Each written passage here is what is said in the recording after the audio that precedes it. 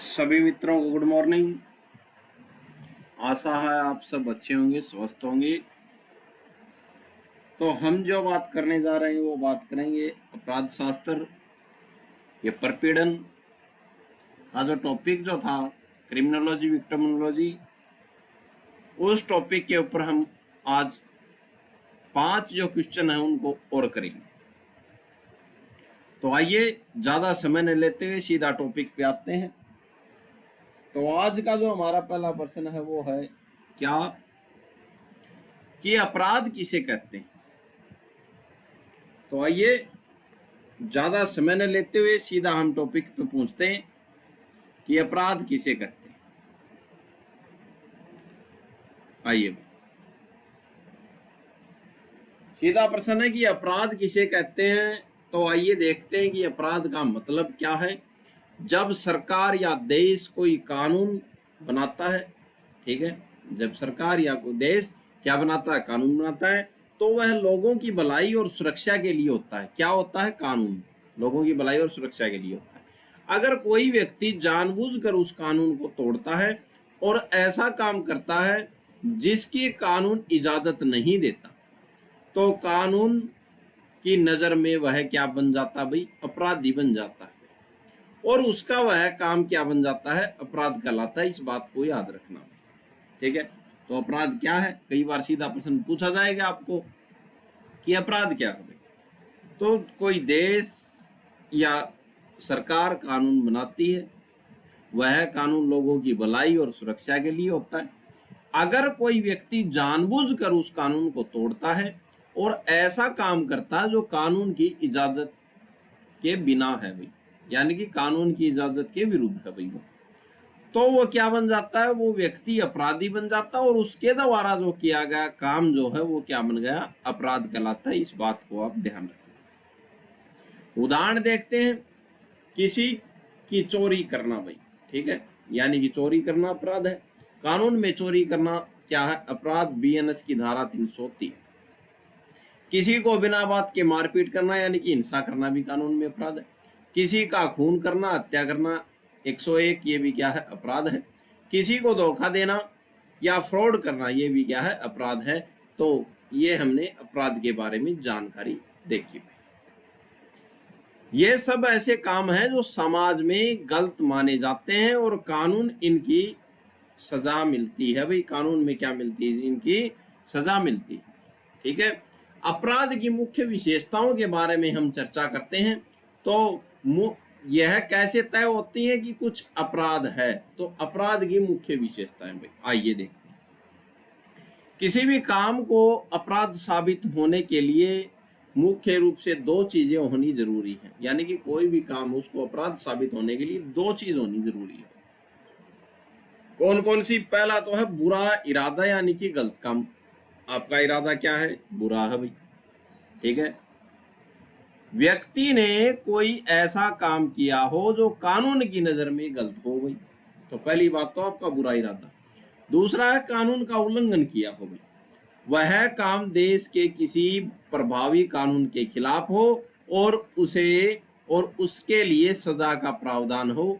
तो ये 2 चीजें होनी जरूरी है, एक तो आपका बुरा इरादा और एक कानून के खिलाफ किया गया हो काम भाई। अपराध क्यों होता है? आइए देखते हैं समाज शास्त्रीय दृष्टिकोण से कि अपराध क्यों होता है भाई।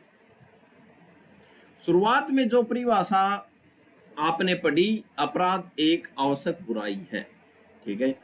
इसका मतलब यह है कि जैसे समाज में अच्छे लोग और अच्छाई होते हैं, वैसे ही इंसानी स्वभाव और परिस्थितियों के कारण बुराइयां यानी कि अपराध भी कहीं ना कहीं समाज का ही हिस्सा बन जाते हैं, ठीक है। समाज शास्त्रियों का मानना है कि अपराध के पीछे कई कारण होते हैं। क्या क्या कारण होते हैं अपराध के पीछे? अपराध क्यों होता है, यही तो हमने समझना था, क्यों होता है। तो अपराध के पीछे अलग अलग क्या है? कारण हो सकते हैं। पहला है गरीबी और बेरोजगारी। जब इंसान के पास पेट भरने का कोई जरिया नहीं होता, तो कई बार वह गलत रास्ते जैसे चोरी पर क्या हो जाता है? चलना शुरू कर देता, चोरी करना शुरू कर देता है। तो ये भी क्या है? हो सकता है इसके कारण अपराध बढ़ते हो, तो ये भी एक कारण है। फिर दूसरा है बुरी संगत। दोस्तों या आसपास के माहौल का गलत होना, यह भी अपराध का कारण है। गुस्सा और मानसिक स्थिति, अचानक गुस्से में आकर किसी को नुकसान पहुंचाना भी क्या है, अपराध है भाई, अपराध का कारण है। लालच भाई, कम मेहनत से ज्यादा पैसा कमाना भी क्या है, अपराध का एक कारण है। ठीक है, आगे चर्चा करते हैं भैया। बहुत से विद्वान हैं, कुछ विद्वानों ने अपराध के बारे में अलग अलग अपने विचार रखे हैं। तो आइए सबसे पहले कौन सा विद्वान है जो क्या बात कहता है। गिलिन साहब क्या कहते हैं सबसे पहले अपराध के बारे में। गिलिन साहब कहते हैं, इन्होंने क्या कहा, अपराध एक ऐसा कृत्य या कार्य है एवं दुराचार है। ठीक है, तो गिलिन साहब बोलते हैं कि अपराध एक ऐसा कृत्य एवं दुराचरण है जो समाज के लिए हानिकारक एवं स्थानीय विधि का क्या है, उल्लंघन है भाई। तो गिलिन महोदय कहते हैं कि जो अपराध जो है वो ऐसा करते ही है, ऐसा दुराचरण है जो समाज के लिए हानिकारक है भाई, एवं स्थानीय विधि का क्या करता है, उल्लंघन करता है, यानी कि विधि का क्या करता है, उल्लंघन करता है। ठीक है, तो ये बात बोलते हैं गिलिन महोदय। आसान मतलब में देखिए तो गिलिन साहब कहते हैं कि जो काम समाज के लिए बुरा हो और वहां के स्थानीय कानूनों के खिलाफ हो, वही क्या है, अपराध है भाई। यानी समाज की नजर में बुरा काम प्लस कानून टूटना क्या है भाई, अपराध है। ये बात बोलते हैं गिलिन महोदय। सदरलैंड महोदय क्या कहते हैं अपराध के बारे में। सदरलैंड महोदय का तर्क क्या है, इन्होंने क्या कहा। सदरलैंड महोदय ने कहा कि अपराध मानव का एक ऐसा आचरण है जिससे आपराधिक विधि का उल्लंघन अथवा अतिक्रमण होता है। यह बात किसने कही, सदरलैंड महोदय ने। सदरलैंड महोदय बोलते हैं कि अपराध जो है वो मानव का एक ऐसा आचरण है जिससे आपराधिक विधि का क्या होता है, उल्लंघन अथवा अतिक्रमण होता है। ठीक है, सदरलैंड महोदय का सीधा सा फंडा है, इंसान का ऐसा कोई भी व्यवहार जिससे क्रिमिनल लॉ टूटे वह क्या है, अपराध है। ठीक है, स्टीफन महोदय क्या कहते हैं अपराध के बारे में। स्टीफन महोदय कहते हैं अपराध के बारे में कि अपराध से अभिप्राय ऐसे अधिकारों के अतिक्रमण से है। कैसे कि ऐसे अधिकारों के अतिक्रमण से है जिनका परिमाप उस अतिक्रमण से संबंधित समाज में फैली हुई दुष्कृतियों से होता है। तो स्टीफन महोदय कहते हैं, क्या कहते हैं कि अपराध से अभिप्राय ऐसे अधिकारों से है जिन अधिकारों का अतिक्रमण होता है, अतिक्रमण से जिसका परिमाप उस अतिक्रमण से संबंधित समाज में फैली हुई दुष्कृतियों से होता है। तो स्टीफन महोदय कहते हैं कि जब कोई किसी के अधिकारों को ऐसे कुचल देता है जिससे पूरे समाज में बुराई या नुकसान फैलता है तो उसे स्टीफन्स ने अपराध माना। इस बात को आप ध्यान रखना। ठीक है, हेल्सबरी महोदय क्या कहते हैं। हेल्सबरी महोदय अपराध के बारे में क्या कहते हैं, आइए देखते हैं। हेल्सबरी महोदय ने कहा कि अपराध लोकहित के विपरीत एक ऐसा अवैध करते हैं।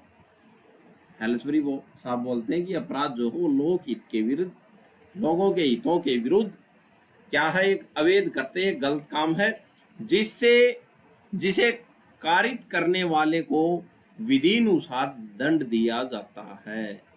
यानी जो काम आम जनता या समाज के भलाई के खिलाफ हो और जिसे करने वाले को कानून के हिसाब से सजा मिले वह क्या है, अपराध है। इस बात को ध्यान रखना। ठीक है, आइए आगे चर्चा करते हैं। आगे और विद्वान है, इनका नाम है आइंस्टाइन। आइंस्टाइन महोदय क्या कहते हैं। आइंस्टाइन महोदय कहते हैं अपराध के बारे में कि अपराध वे अवैधानिक कार्य हैं जिनके साबित हो जाने पर न्यायालय द्वारा अपराधियों को दंड दिया जाता है और ऐसे दंड में कमी करने का एकमात्र अधिकार किसको है, राज्य को है। ठीक है, यानी आइंस्टाइन महोदय कहते हैं कि गलत काम वही है जिनके खिलाफ कोर्ट सजा दे, और सबसे खास बात, सजा को कम करने या माफ करने की ताकत सिर्फ किसको हो? राज्य के पास होती है भाई, किसी आम इंसान के पास नहीं होती। ठीक है। टेफ्ट महोदय क्या कहते हैं भाई अब अपराध के बारे में, आइए देखते हैं। टेफ्ट महोदय का कहना है कि अपराध एक ऐसा कार्य है जिसका किया जाना दंड विधि के अधीन निषेध है। यानी कि दंड विधि जो है उसमें क्या बताया, गलत बताया गया, वो कोई भी कार्य वो क्या है, अपराध है, तथा किए जाने पर विधि द्वारा दंडनीय है भाई वो कार्य। आसान भाषा में देखें तो जिस काम को करने से कानून साफ साफ मना करे और जिसे करने पर सजा मिलती है वो क्या है, अपराध है भाई। ठीक है, इस बात को आप ध्यान रखना। जैसे चोरी करना, हत्या करना, धोखाधड़ी करना, ये सब कानून में क्या है, निषेध बताए गए। ठीक है। ब्लैकस्टोन महोदय क्या कहते हैं अपराध के बारे में, आइए देखते हैं। ब्लैकस्टोन महोदय कहते हैं कि अपराध एक ऐसा कार्य या कार्यलोप है जो सार्वजनिक विधि के उल्लंघन में किया जाता है तथा जो राज्य द्वारा निषिद्ध है भाई। यानी ब्लैकस्टोन महोदय कहते हैं कि चाहे आप कुछ गलत काम करो या करने लायक काम जानबूझकर छोड़ दो, अगर वह पब्लिक लॉ के खिलाफ है और राज्य ने उसे मना किया तो आप क्या है, तो वो काम क्या है, अपराध है। उदाहरण देखते हैं। कार्य कर दिया, एक्ट, चोरी कर दी, मारपीट कर दी। कार्यलोप, कार्यलोप क्या है, मदद करने योग्य स्थिति में मदद न करना भी क्या है, अपराध हो सकता है। ये बात ध्यान रखना, राज्य द्वारा दोनों निषेध है। कैनी महोदय क्या कहते हैं वही अपराध के बारे में, उनके बारे में और चर्चा करते हैं। अपराध वे अवैधानिक कार्य हैं जिनके बदले में अपराधी को दंड दिया जाता है और वे साक्ष्य नहीं होते। यदि क्षमा, और वे क्षमा नहीं होते, सॉरी, यदि क्षमा होते भी तो यह अधिकार केवल राज्य को है क्षमा करने का। ये क्या है, अपराध है। कैनिंग महोदय कहते हैं। कैनिंग का कहना है कि ये ऐसे अवैध काम है जिनकी सजा मिलती है और इन्हें आसानी से माफ नहीं किया जा सकता। अगर माफी मिल भी सकती है तो उसका हक सिर्फ राज्य के पास होता है। इस बात को ध्यान रखना। यानी कि अपराध की सजा मिलती है, माफी का अधिकार केवल राज्य के पास है। ठीक है, ये हमने अपराध के बारे में जो विद्वान जो थे उन्होंने क्या तर्क दिए हैं उनके बारे में हमने चर्चा की। आइए अगला प्रश्न क्या है हमारा, उसके ऊपर हम गौर करते हैं। क्रोश एवं जॉन महोदय ने भी अपराध के बारे में परिभाषा दी है। क्या परिभाषा दी है क्रोश और जॉन ने, इनके बारे में भी हम चर्चा करते हैं। क्रोश और जॉन महोदय ने कहा कि अपराध एक ऐसा विधिक अपकार है जिसके उपचार के तौर पर राज्य द्वारा अपराधी को दंड दिया जाता है। तो क्रोश और जॉन महोदय कहते हैं कि अपराध जो है एक ऐसा क्या है, विधिक गलत कार्य है जिसके उपचार के लिए, यानी कि उसके बदले में अगर अपराध कर दिया तो राज्य द्वारा क्या दिया जाता है, अपराधी को दंड दिया जाता है। ये बात कहते हैं। विधिक अपराध क्या है, विधिक अपराध का मतलब है कि कानून की नजर में गलत काम। क्रोश और जॉन कहते हैं कि जब कोई ऐसा गलत काम करता है तो उसका इलाज यानी उसकी सजा सिर्फ क्या है, राज्य देता है। ठीक है। भारतीय दंड संहिता 1860 की धारा 40 अपराध के बारे में क्या बताती है। अपराध शब्द इस संहिता के अध्ययन यथा परिभाषित विशेष या स्थानीय विधि के अधीन दंडनीय बात का घोतक है। यानी कानून आईपीसी या किसी अन्य स्थानीय विशेष कानून में जिस भी काम को करने का सजा तय की गई है वह सीधी भाषा में अपराध है। ये बात ध्यान रखना। ठीक है। इन सब का कुल मिलाकर निचोड़ की बात करें अपराध क्या है? यह एक जरूरी बीमारी है, बुराई है। जैसे समाज में अच्छाई है, वैसे ही बुराई या अपराध भी इंसानी दुनिया का एक हिस्सा बन गया है। कानून का टूटना यह किसी आम नियम का नहीं, बल्कि देश के किसी खास या स्थानीय कानून का उल्लंघन होता है। कानून द्वारा सजा, इस काम को करने पर अदालत या कानून की तरफ से पक्की सजा मिलती है भाई। बात को ध्यान रखना भाई, जल्दी से माफी नहीं भाई। यह ऐसी स्थिति नहीं है जिसे कोई भी आसानी से माफ कर दे। किसको? अपराध को। माफ करने का हक सिर्फ राज्य के पास है। अगर सजा को कम करना है या माफ करना है तो यह ताकत सिर्फ सरकार, राज्य के पास होती है, किसी आम आदमी के पास नहीं होती। बात नंबर 6, कुछ करना या न करना भी। यह अपराध या तो कुछ गलत काम करने से होता है, या फिर कानून के मुताबिक जो काम करना चाहिए या उसे जानबूझकर न करना हो भी। कुछ गलत काम करना क्या है? अपराध है।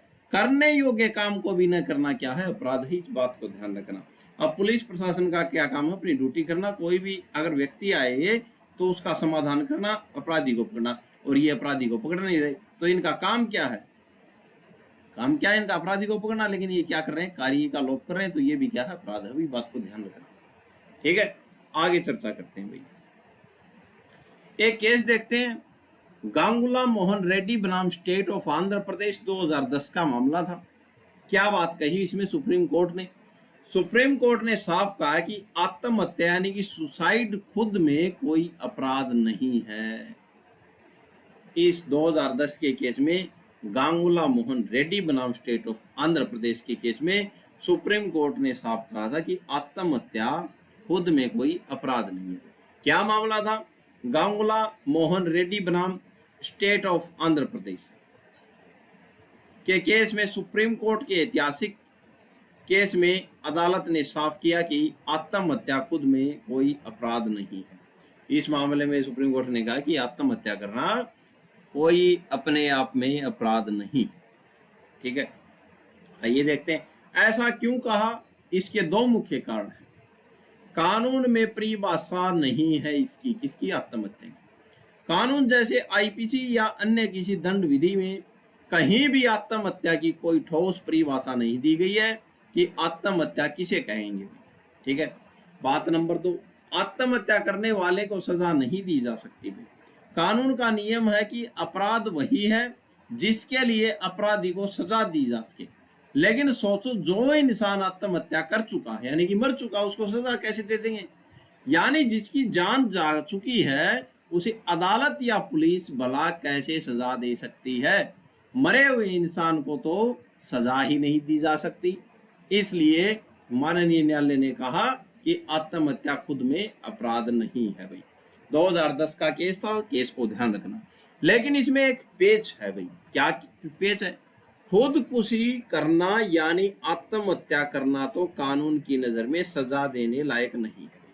ठीक है भाई, क्योंकि इंसान मर चुका है भाई। ठीक है, यानी कि आत्महत्या अपराध नहीं।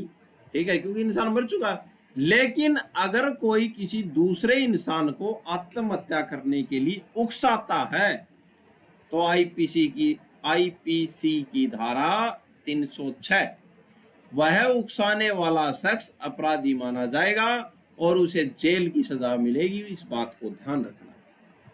ठीक है,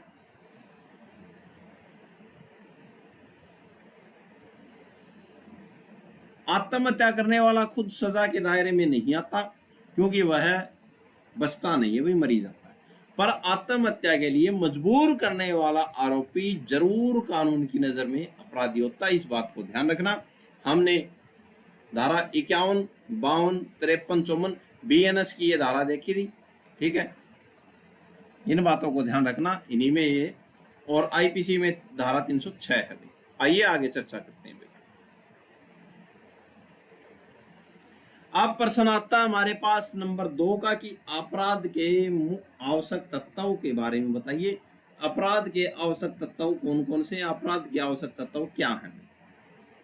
ठीक है, सीधे शब्दों में कहें तो किसी भी काम को तब तक अपराध नहीं माना जा सकता जब तक उसमें कुछ खास बातें, तत्व शामिल न हो। कौन कौन से तत्व है? हुडा, हुडा के अनुसार अपराध के 4 मुख्य तत्व हैं। हुडा साहब ने क्या कहा था? हुडा साहब ने कहा था कि अपराध के 4 मुख्य तत्व हैं। आइए देखते हैं कौन कौन से हैं। हुडा साहब कहते हैं कि कोई भी अपराध बनने के लिए ये 4 चीजें होनी जरूरी है। ठीक है, कौन कौन सी? तो अपराध के आवश्यक तत्व, कोई काम करना या न करना, इंसान ने कोई गलत काम किया हो या फिर कानून के हिसाब से जो काम करना जरूरी था उसे जानबूझकर न किया हो। तो पहला आवश्यक तत्व है कोई काम करना या न करना। दूसरा आवश्यक तत्व है गलत इरादा या दुरास्य भी। ठीक है, मन में कोई बुरा या आपराधिक इरादा होना चाहिए। दूसरा काम ये हो गया, दूसरा तत्व ये हो। तीसरा तत्व कौन सा? इरादे और काम का मेल। जो गलत काम हुआ है वह उसी बुरे इरादे की वजह से होना चाहिए। तो तीसरा आवश्यक तत्व होगा इरादे और काम का मेल। चौथा है नुकसान होना भी। उस काम की वजह से किसी इंसान को या आम जनता को कोई चोट, नुकसान या स्थिति पहुंचना। तो ये 4 आवश्यक तत्व बताए हुडा साहब ने कि कोई काम का करना या न करना, बुरा इरादा या दुरास्य होना, इरादा और काम का मेल होना, उसी इरादे से क्या हुआ हो, काम हुआ हो, नुकसान होना भाई, अंत में है नुकसान होना भाई। ठीक है, तो ये बातें बताई हुडा साहब। अब हॉल साहब ने क्या कहा था अपराध के आवश्यक तत्वों के बारे में? हॉल साहब ने अपराध के 6 मुख्य तत्व बताए, वहीं हुडा साहब ने 4 मुख्य तत्व बताए। 6 मुख्य तत्व कौन कौन से बताए?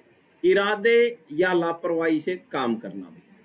व्यक्ति ने या तो जानबूझकर या फिर बड़ी लापरवाही से कोई काम किया हो या न किया हो, तो इरादे से क्या करना?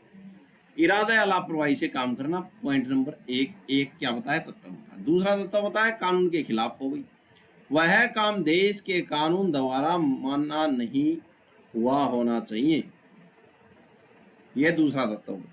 तीसरा तत्व बताया नुकसान पहुंचना, उस काम से नुकसान पहुंचा हो, उस काम या लापरवाही से किसी व्यक्ति या समाज को कोई नुकसान या हानि हुई हो गई। चौथा तत्व बताया सजा के योग्य हो गई, कानून की नजर में उस काम के लिए सजा का प्रावधान होना चाहिए, यह बताया चौथा। पांचवा काम क्या बताया? पांचवा तत्व क्या बताया? इरादे और हरकत का साथ होना। इंसान का इरादा गलत और उसकी हरकत दोनों एक ही समय पर साथ होनी चाहिए, यानी इरादा भी गलत था और काम भी गलत था, तो ये दोनों चीज साथ होनी चाहिए भाई।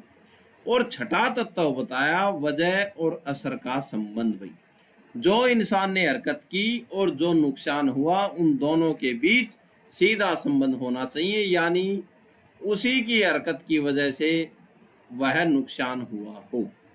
ठीक है, जब ऊपर बताए गए आवश्यक तत्व किसी भी काम में पाए जाते हैं तभी वह काम कानून की नजर में अपराध कहलाता है और उसके लिए सजा दी जाती है। वही इस बात को ध्यान रखना। ठीक है, आगे चर्चा करते हैं। अपराध के आवश्यक तत्व के बारे में फिर से देखते हैं। कार्य अथवा कार्य लोप, कार्य किया और जो कार्य न करने लायक था, जो कार्य करने लायक था वो न किया। ठीक है, पहला आवश्यक तत्व है कार्य अथवा कार्य लोप। अपराध होने के लिए सबसे पहले कुछ न कुछ हरकत होनी चाहिए। कार्य, कोई ऐसा काम करना जिसे कानून ने मना किया हो, जैसे चोरी करना, मारपीट करना। और कार्य लोप क्या है?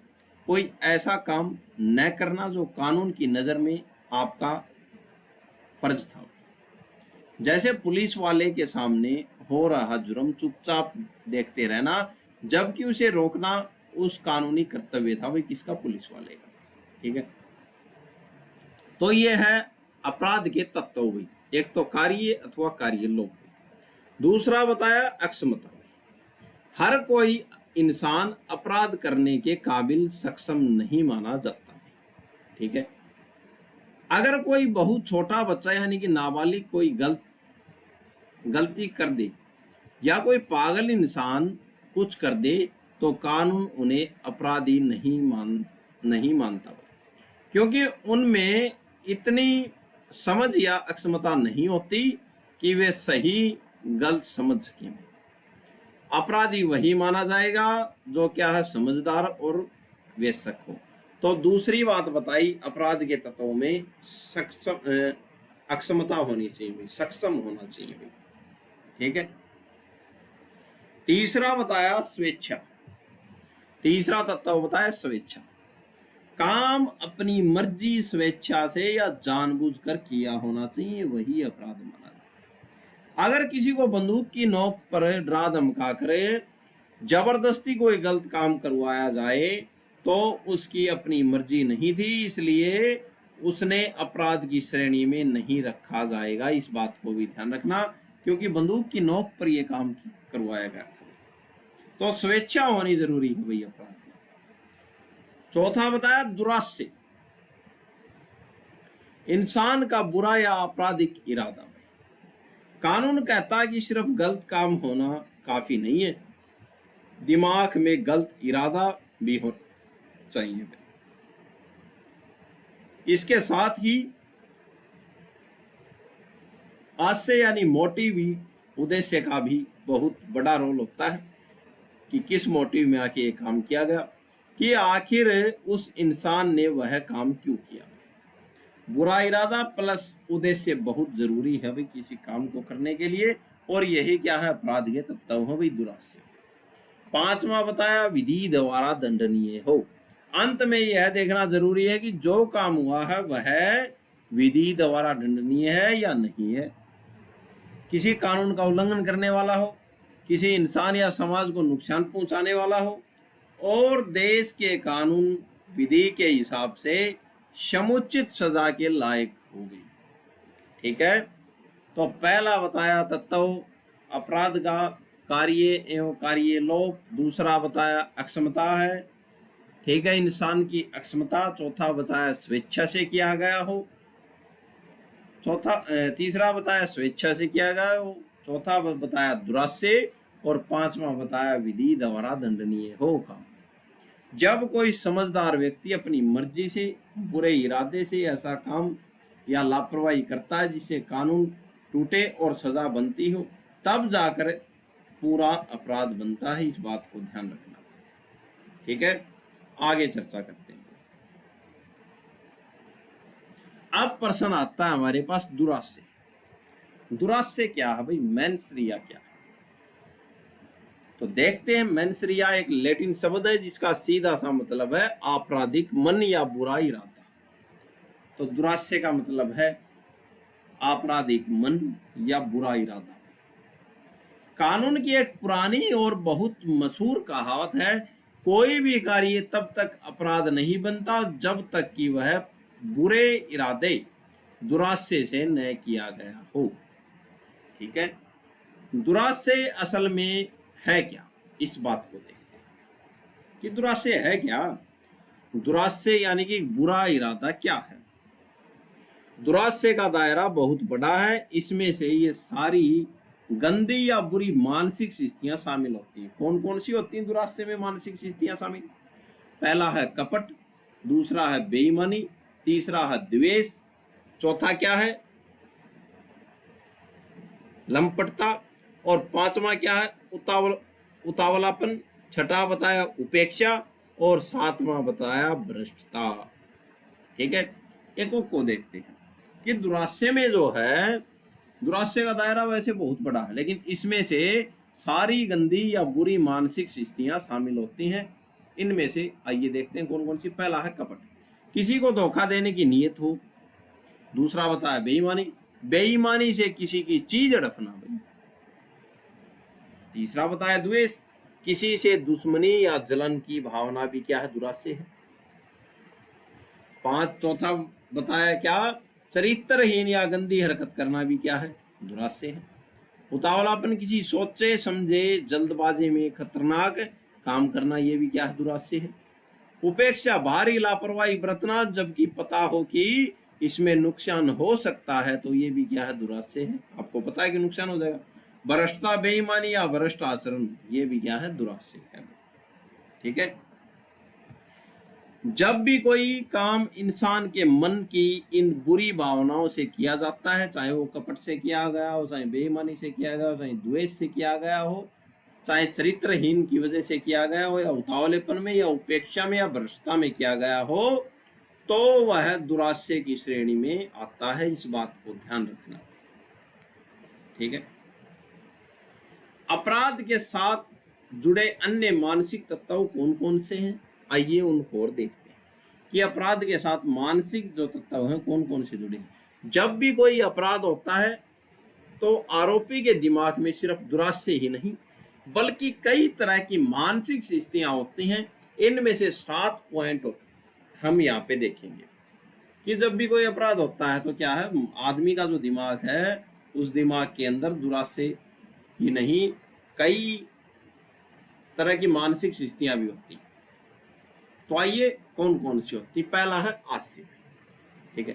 काम करने का पक्का इरादा, जैसे मैंने इसे जानबूझकर चोट पहुंचाई भाई। ठीक है। तो ये मानसिक दिमाग में होती है कि जानबूझकर मारना भी, ठोकना इसको। तो दूसरा बताया दुरास्य, वह अपराधी मन या गलत सोच जो उस काम के पीछे हो, ये काम मैं मार क्यों रहा हूं उसको। ठीक है। तीसरा बताए तुक, वह वजह या मकसद जिसकी वजह से इंसान ने वह काम किया हो। ठीक है। यानी कि बदला लेना या पैसे की जबरदस्ती। ठीक है। चौथा बताया ज्ञान, इंसान को इस बात की जानकारी होनी चाहिए कि उसकी इस हरकत का क्या परिणाम निकलेगा। वो मार रहा है तो क्या परिणाम निकलेगा, जहर देने से इंसान मर जाएगा, यह बात पता है भाई उसको, फिर भी उसने जहर दिया, तो ज्ञान है इसको इस चीज का। दिमाग में किसी भी तरह का बुरा या गलत भाव न होना, यानी बेकसूर होना भाई। ठीक है। तथ्य की भूल, गलती से हालात को कुछ और समझ लेना, अंधेरे में चोर समझकर अपने ही भाई पर डंडा से वार करना, यहाँ बुरा इरादा नहीं था, गलतफहमी में हुआ। ठीक है। विधि की भूल भाई, कानून की जानकारी न होना, हालांकि कानून इसकी छूट आमतौर पर नहीं मिलती कि मुझे कानून नहीं पता था। ठीक है। तो ये 7 जो है परिस्थितियां हैं अपराध के साथ जुड़ी हुई, जब ये हमारे क्या होती है, मानसिक तत्व होते हैं, हमारे दिमाग में आती है। ठीक है। जब कोई समझदार व्यक्ति अपनी मर्जी से बुरे इरादे से कोई ऐसा काम या लापरवाही करता है जिससे कानून टूटे और सजा बनती हो, तब जाकर एक पूरा अपराध बनता है। इसे ये क्या है, हमने बात की दुरास्य। आइए आगे चर्चा करते हैं।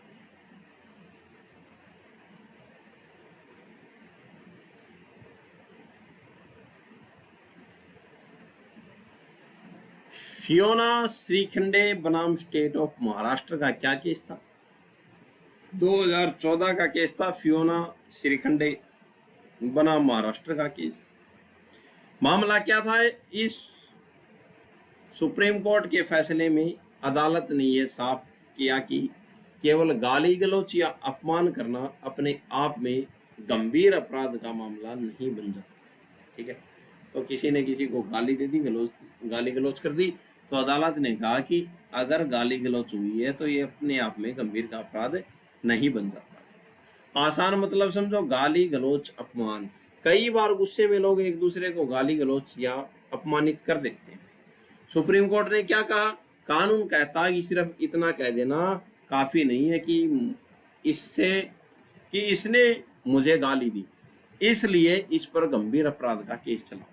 सिर्फ अपमान या गाली देना अपने आप में गंभीर अपराध नहीं है, इस बात को ध्यान रखना। तो फियानो श्रीखंडे बनाम स्टेट ऑफ महाराष्ट्र के केस में सुप्रीम कोर्ट ने ये बात कही थी। अगर किसी अपमान के मामले में कानून कार्रवाई करनी है तो यह साबित करना जरूरी है कि अगर आपका अपमान हुआ तो अपमान के मामले में अगर कानून कार्रवाई करनी जरूरी है तो आपको यह साबित करना होगा। क्या साबित करना होगा, सामने वाले का इरादा सिर्फ गाली देना नहीं था, बल्कि उसका मकसद क्या था? मारना था, कुछ और था मकसद।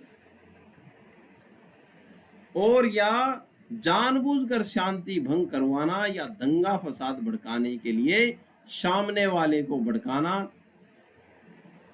था भाई। ठीक है, तो दो बातें होती हैं। अगर किसी अपमान के मामले में कानूनी कार्रवाई करनी है तो आपको ये साबित करना होगा कि सामने वाले का मकसद क्या था, कि उसका इरादा जो था सिर्फ गाली देना नहीं था, बल्कि क्या था? चोट पहुंचाना था या कुछ और करना था। एक बात तो ये हो गई। दूसरा कि जानबूझकर उसने शांति भंग करवाने के लिए क्या दी? गाली दी, या दंगा फसाद करवाने के लिए गालियां दी, अपमान किया मेरा। ठीक है, तो ये साबित आपको करना पड़ेगा। सिर्फ गाली देना या अपमान करना अपराध नहीं है। गंभीर अपराध तभी बनता है जब उसका इरादा शांति भंग करना या दंगा फसाद भड़काना साबित करना पड़ेगा। कानून का मकसद हर छोटी नोक-झोंक को अपराध बनाना नहीं है, बल्कि समाज में शांति और व्यवस्था बनाए रखना है। इस मामले में ये बात कही गई थी फ्यानो श्रीखंडे बनाम स्टेट ऑफ महाराष्ट्र के केस में 2014 में। आइए आगे चर्चा करते हैं। अपराधों के विभिन्न प्रकार। प्रश्न आता है कि अपराधों के विभिन्न प्रकारों के बारे में बताइए। तो आइए देखते हैं भाई अपराध क्या है और यह कैसे बदलता है। अपराध कोई एक जगह रुकने वाली चीज नहीं है। जैसे जैसे समय, देश और परिस्थितियां बदलती हैं, अपराध के तरीके भी बदल जाते हैं। पुराने जमाने में लोग सिर्फ आम चोरी या लड़ाई झगड़े करते थे, लेकिन आज के हाईटेक जमाने में नए नए अपराध आ गए हैं, जैसे साइबर क्राइम में, यानी कि इंटरनेट और ऑनलाइन धोखाधड़ी में। पहले क्या होता था? पहले लड़ाई झगड़े, अब क्या है? साइबर क्राइम होने लग गई। सदरलैंड महोदय के अनुसार, सदरलैंड महोदय क्या कहते हैं भाई इसके बारे में अपराधों के? तो सदरलैंड महोदय ने दुनिया भर के लगभग सभी अपराधों को मुख्य रूप से 3 श्रेणियों में बांटा। कौन कौन सी 3 श्रेणियां बताई हैं? आइए देखते हैं। तो सदरलैंड महोदय ने 3 श्रेणियों में बांटा अपराध को। कौन कौन सी श्रेणियां? पहली श्रेणी बताई व्यक्ति के विरुद्ध अपराध भाई, दूसरी बताई संपत्ति के विरुद्ध अपराध भाई, और तीसरी बताई लोक शिष्टता, लोक व्यवस्था एवं लोक न्याय के विरुद्ध अपराध भाई। ठीक है, ये 3 श्रेणियों में बांटे अपराधों को सदरलैंड महोदय ने। पहला बताया व्यक्ति के विरुद्ध, दूसरा संपत्ति के विरुद्ध, तीसरा लोक व्यवस्था एवं लोक न्याय के विरुद्ध अपराध। पहले देखते हैं हम व्यक्ति के विरुद्ध अपराध। जब कोई सीधे किसी इंसान की शारीरिक सुरक्षा या जान पर आफत है तो वो क्या है? व्यक्ति के विरुद्ध। उदाहरण देखते, किसी का खून करना, किसी को मारना पीटना, घायल करना, चोट पहुंचाना, अपहरण करना, किडनैपिंग, किसी की इज्जत व शरीर को नुकसान पहुंचाना, ये सभी अपराध क्या हैं? व्यक्ति के विरुद्ध अपराध हैं। ये पहली श्रेणी है भाई सदरलैंड महोदय के अनुसार। दूसरी श्रेणी बताई संपत्ति के विरुद्ध अपराध। जब किसी चीज, जमीन, जायदाद, धन या संपत्ति को नुकसान पहुंचाया जाता है वह या उसे हड़पा जाता है तो वो क्या है? संपत्ति के विरुद्ध अपराध है। जैसे चोरी करना, संपत्ति की चोरी करी, डकैती डालना, किसी की जमीन पर जबरदस्ती कब्जा करना, धोखाधड़ी करके किसी का पैसा छीनना, ये भी क्या है? संपत्ति के विरुद्ध अपराध है। तीसरा बताया लोक व्यवस्था एवं लोक न्याय के विरुद्ध अपराध। ये क्या है? ऐसे काम जो किसी एक अकेले इंसान के खिलाफ नहीं, बल्कि पूरे समाज, देश की व्यवस्था या न्याय प्रणाली के खिलाफ हो, वो क्या है? लोक व्यवस्था, लोक न्याय के विरुद्ध अपराध है। आइए देखते हैं। समाज में दंगा फसाद भड़काना, ये भी क्या है? अपराध है, लोक व्यवस्था के विरुद्ध है। पुलिस या कोर्ट से झूठ बोलना, झूठी गवाही देना, सार्वजनिक जगहों पर गंदी हरकत करके माहौल खराब करना, यह भी क्या है? लोक न्याय के विरुद्ध अपराध है। अपराध को समझा, ये बात तीनों की तीनों सदरलैंड महोदय ने बताई थी। 3 श्रेणियों में बांटा था अपराध। अपराध को समझने और उनसे बचने के लिए यह जानना बहुत जरूरी है कि अपराध सिर्फ व्यक्ति या संपत्ति को ही नहीं बल्कि पूरे समाज, व्यवस्था और न्याय को भी प्रभावित करता है। भाई, कानून का उद्देश्य समाज में शांति, सुरक्षा और न्याय बनाए रखना होता है। इस बात को आप ध्यान रखना। आइए आगे चर्चा करते हैं। अपराधों के वर्गीकरण, वो जो 3 श्रेणियां बांटी थी वो किस आधार पे बांटी थी, वो सदरलैंड मोदी ने बताई थी। अब अपराधों के वर्गीकरण के बारे में हेज और W.A. बोगर ये भी अपने अपने तर्क देते हैं। आइए देखते हैं हेज साहब क्या कहते हैं अपराध के बारे में। अपराधों का अलग अलग विचारकों और कानूनों के अपने अपने तरीके से बांटा गया है ताकि उन्हें समझना आसान हो जाए और कानून का सही इस्तेमाल हो। तो हेज मोदे ने अपराध को कैसे बांटा, कौन सी श्रेणी में बांटा? पहला बताएं इन्होंने व्यक्ति के विरुद्ध अपराध, जो किसने बताया था? सदरलैंड मोदी ने बताया था। ठीक है, सदरलैंड मोदी ने बताया था, सॉरी। ठीक है, तो वही इन्होंने बता दिया कि व्यक्ति के विरुद्ध अपराध जो इंसान की जान और शरीर पर हमला करने वाले अपराध क्या है, व्यक्ति के विरुद्ध। दूसरा बताया था उन्होंने सदरलैंड मोदी ने संपत्ति के विरुद्ध, तो इन्होंने भी क्या बताया हेज मोदी ने? संपत्ति के विरुद्ध अपराध, चोरी, डकैती या पैसा जायदाद नुकसान पहुंचाने वाला अपराध भी। ठीक है भाई। फिर तीसरा उन्होंने बताया था लोक व्यवस्था, प्रशासन, न्याय के विरुद्ध अपराध, और हेज मोदी ने बताया कि व्यवस्था के विरुद्ध अपराध, जो व्यवस्था बनी उसके विरुद्ध अपराध, देश या समाज के नियमों और शांति व्यवस्था के खिलाफ किए गए अपराध क्या है भाई? व्यवस्था के विरुद्ध अपराध है। 3 श्रेणियों में हेज मोदी ने बांटा। अब अगले जो विचारक हैं बोगर साहब ने 4 प्रकार से बांटा भाई, अपराध को 4 श्रेणियों में बांटा। कौन कौन सी 4 श्रेणियां बताई बोगर साहब ने? पहली बताई आर्थिक अपराध, सिर्फ पैसे के लालच में किए गए जुर्म या घूसखोरी, बड़ा फ्रॉड क्या है भाई? ये आर्थिक अपराध है। उदाहरण देखते हैं, घूसखोरी, चोरी, कर चोरी, बड़ा फ्रॉड, धोखाधड़ी, कालाबाजारी। तो बोगर साहब ने बताया कि पहला अपराध की श्रेणी क्या है मेरी बोगर साहब ने बताया कि मेरी पहली जो श्रेणी है वो आर्थिक लाभों की, आर्थिक अपराध है। बोले ठीक है। दूसरी बात बताई बोगर साहब ने कि मेरी दूसरी जो श्रेणी है वो लैंगिक अपराध है। अपराध की जो मेरा दूसरा वर्गीकरण है वो दूसरा अपराध मेरा लैंगिक वर्गीकरण है, ये बताया बोगर साहब ने। यानी कि सेक्स से जुड़े गैर कानूनी काम और शोषण।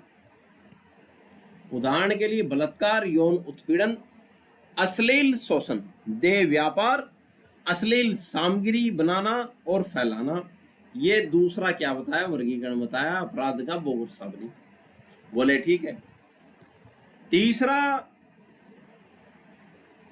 जो वर्गीकरण बताया बोगर साहब ने, बोगर साहब बोले कि तीसरा मेरा वर्गीकरण है वो राजनीतिक अपराध है। बोले मतलब, यानी कि राजनीति या सरकार के खिलाफ किए गए अपराध, जैसे देशद्रोह, सरकार के खिलाफ साजिश, आतंकवाद, विद्रोह भड़काना, जासूसी करना। तो बोगर साहब ने तीसरी श्रेणी बताई राजनीतिक अपराध। और चौथी श्रेणी में बोगर साहब बोले कि विविध अपराध आ गए, इसमें मिसलेनियस अपराध आ गए, सभी अपराध। इन तीनों के अलावा बाकी बचे सारे छोटे मोटे अपराध विविध अपराध की श्रेणी में आ गए। ये बात बोली किसने? बोगर साहब ने। जैसे मारपीट, साधारण चोरी, आपराधिक क्या है लापरवाही, झूठी गवाही और सार्वजनिक उपद्रव, ये सभी के सभी किसमें वो बता दिए बोगर साहब ने, ये विविध अपराध में बता दिया। अपराधों को अलग अलग तरह से बांटने का उद्देश्य है उन्हें बेहतर तरीके से समझाना ताकि अध्ययन करना और समाज में शांति और न्याय बनाए रखा जाए। आइए आगे चर्चा करते हैं।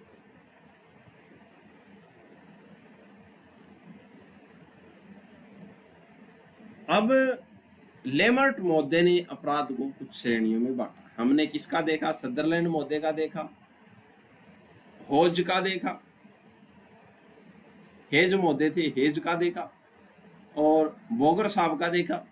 अब बात करते हैं कि अपराध के वर्गीकरण में बांटा किसमें, लेमर्ट महोदय ने अपराध को बांटा भाई। अब लेमर्ट महोदय आते हैं, ऐसे बोलते हैं कि मैं बांट के दिखाता हूं अपराध को 3 श्रेणियों में। कैसे बांटा? लेमर्ट साहब कहते हैं कि पहला जो है वो सृष्टिजन्य यानी कि पारिस्थितिक जन्य अपराध है। लोग बोले ठीक है, बताओ ये कैसे है?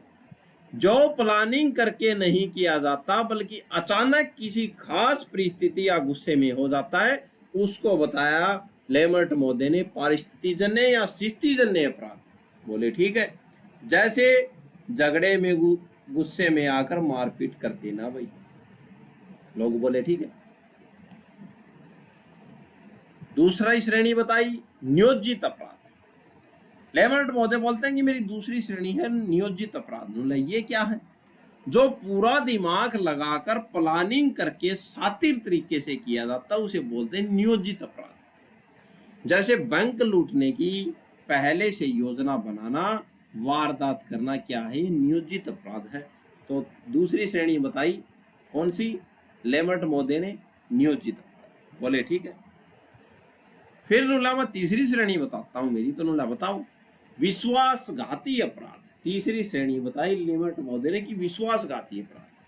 जब कोई किसी का भरोसा तोड़कर उसके साथ धोखा या गद्दारी करता है तो उसको बोलते हैं विश्वासघाती अपराध। दोस्ती का भरोसा तोड़कर उसका राज दुश्मनों को बता देना क्या है? विश्वासघाती अपराध है। 3 श्रेणियां बताई लेमर्ट महोदय ने अपराध के वर्गीकरण।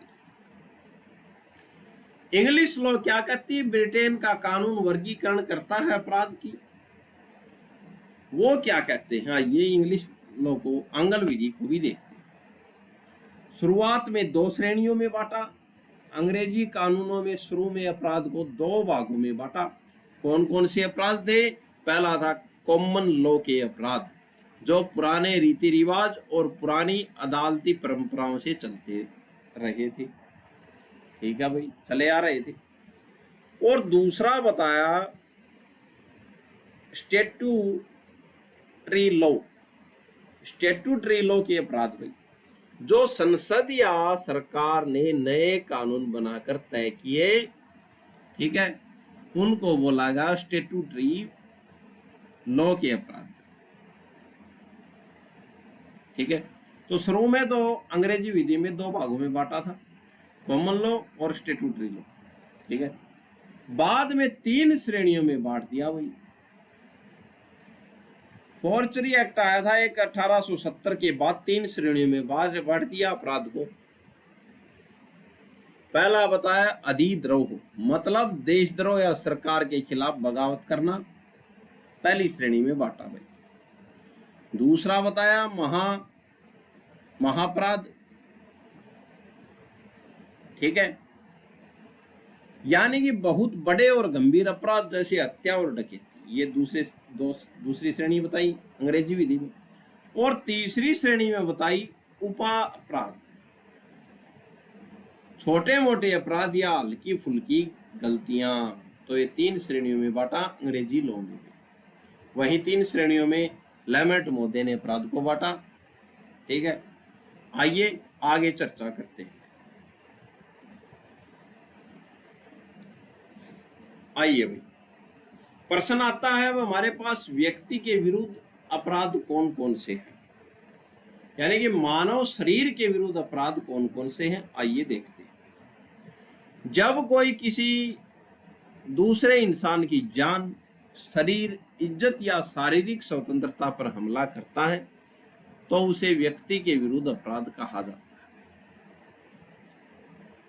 पहला अपराध देखते हैं हम, उपपत्ति, यानी कि साधारण व गंभीर किसी को चोट पहुंचाना।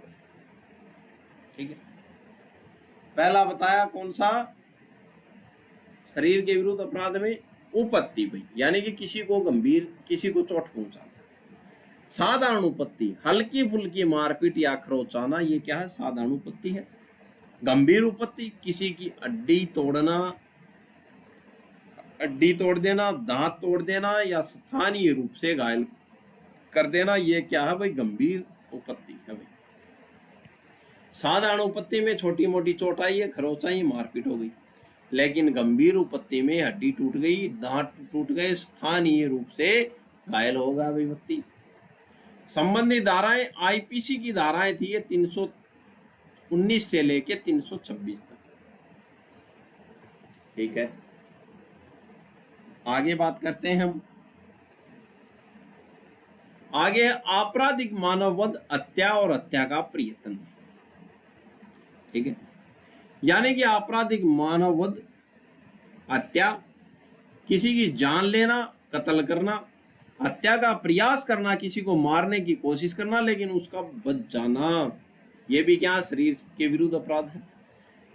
मानववध यानी कि हत्या, किसी की जान ले लेना, कत्ल करना, हत्या का प्रयत्न करना लेकिन वो बच गया, तो ये धारा आती थी आईपीसी की धारा 299 से लेके 307 तक। ठीक है भाई। मानव शरीर के विरुद्ध अपराध आता है अगला, दहेज मृत्यु। ठीक है, दहेज की मांग को लेकर किसी बहू या महिला को इतना क्या करना, प्रताड़ित करना कि उसकी मौत हो जाए, तो ये क्या है, दहेज मृत्यु। दहेज नहीं लाई और अधिक दहेज लाओ, धारा आती थी इसमें 304B आईपीसी। चौथा बताया आत्महत्या का प्रयत्न, खुदकुशी करने की कोशिश करना, हालांकि सुप्रीम कोर्ट के केस के हिसाब से यह अब अपराध नहीं है, पर कानून की पुरानी सूची में इसका जिक्र मिलता है भाई, इस बात को भी ध्यान रखना।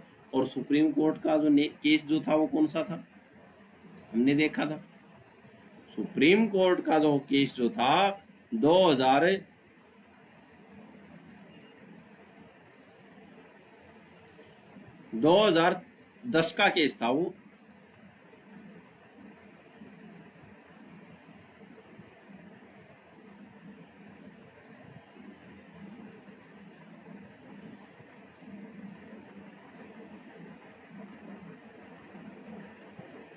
ये रहा गांगुला मोहन रेड्डी बनाम स्टेट ऑफ आंध्र प्रदेश 2010 के मामले में कही थी कि आत्महत्या अपराध नहीं है, लेकिन पहले की सूची में क्या था, ये अपराध था। ठीक है,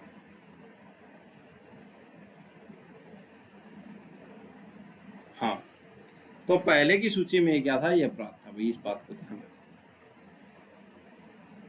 ठीक है, और 309 धारा आती थी इसकी। आत्महत्या के लिए दुष्प्रेरण, किसी को इस हद तक मजबूर या उकसा देना कि वह आत्महत्या करने पर मजबूर हो जाए, इस तरह उकसाने या मजबूर करने वाला व्यक्ति अपराधी माना जाएगा और उसे सजा होगी, धारा 306 होती है।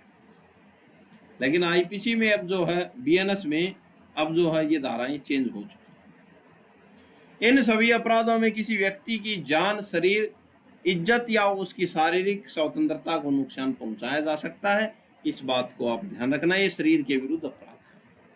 आइए आगे चर्चा करते हैं।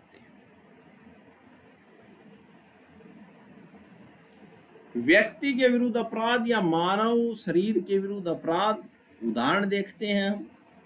जब कोई किसी दूसरे व्यक्ति की जान, शरीर, इज्जत या शारीरिक स्वतंत्रता पर हमला करता है तो उसे व्यक्ति के विरुद्ध अपराध कहा जाता है। पहला अपराध है ठगी करना। ठीक है, पहली बात बताई, ठगी करना। यह भी क्या है, व्यक्ति के, ये बात नंबर 6 आ गई। यह भी क्या है, शरीर के विरुद्ध अपराध है। ठगों द्वारा लोगों का धोखा देकर लूट लेना या जहर देकर मार डालना, ये भी क्या, शरीर के विरुद्ध अपराध है। 7वां बताया सदोष अवरोध, किसी के रास्ते को गलत तरीके से रोक लेना और उसे आगे जाने से मना कर देना, यह भी क्या है, मानव शरीर के विरुद्ध अपराध है। 7वां बताया। 8वां बताया सदोष प्रतिरोध।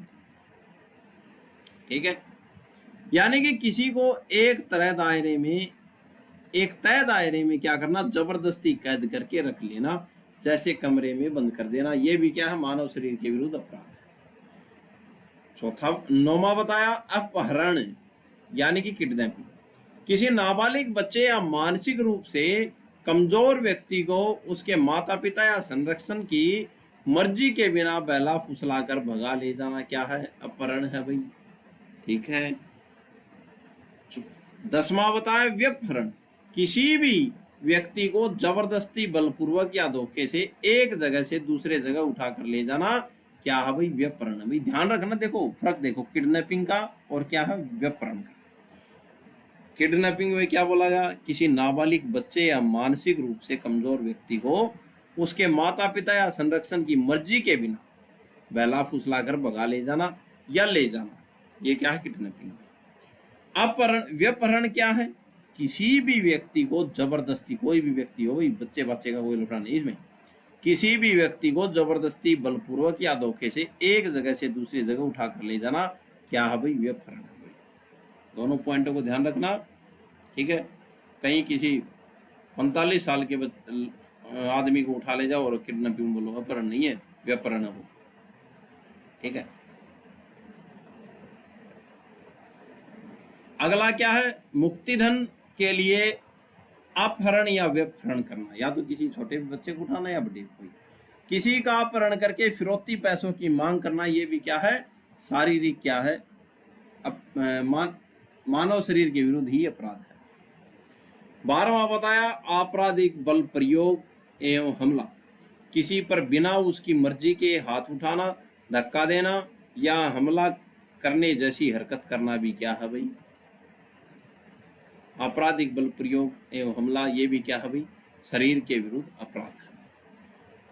13वां बताया बलात्कार, किसी महिला की मर्जी या सहमति के बिना उसके साथ शारीरिक संबंध बनाना या कि दुष्कर्म करना, ये भी क्या है? मानव शरीर के विरुद्ध अपराध है। अगला बताया जारता, यानी कि शादीशुदा होने के बावजूद किसी दूसरे पुरुष या महिला के साथ अवैध शारीरिक संबंध रखना, ये भी क्या है? अपराध है। ये भी क्या? मानव शरीर के विरुद्ध अपराध है भी, इस बात को भी ध्यान रखना। अगला बताया हमारे पास अप्राकृतिक मृत्यु, ठीक है, यानी कि प्रकृति के नियमों के खिलाफ जाकर जबरदस्ती गलत तरीके से शारीरिक संबंध बनाना, ये भी क्या है भाई? मानव शरीर के विरुद्ध अपराध है, ठीक है। हालांकि अब सुप्रीम कोर्ट के फैसले के बाद इसे आपराधिक श्रेणी से हटाकर सिर्फ सिविल या तलाक का अपराध माना गया है, ठीक है, इसको जारता को भी, ठीक है। पर पुराने कोरस की किताबों में यह शामिल है, इस बात को ध्यान रखना। लेकिन अब जो है ये क्या माना गया है? ये तलाक के श्रेणी से, आपराधिक श्रेणी से हटाकर सिविल या तलाक का आधार माना गया जारता का, ठीक है, इस बात को ध्यान रखना, ठीक है।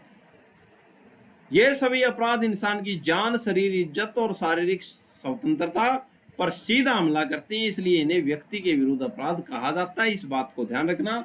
और आज के लिए इतना ही, ये क्लास हम यहीं पर समाप्त करते हैं। आशा है आपको अच्छा लगेगा, समझ में आएगी। और चैनल को ज़्यादा से ज़्यादा लाइक करें, शेयर करें, अपने मित्रों तक पहुंचाएं। तो आज के लिए इतना ही। धन्यवाद, धन्यवाद, धन्यवाद।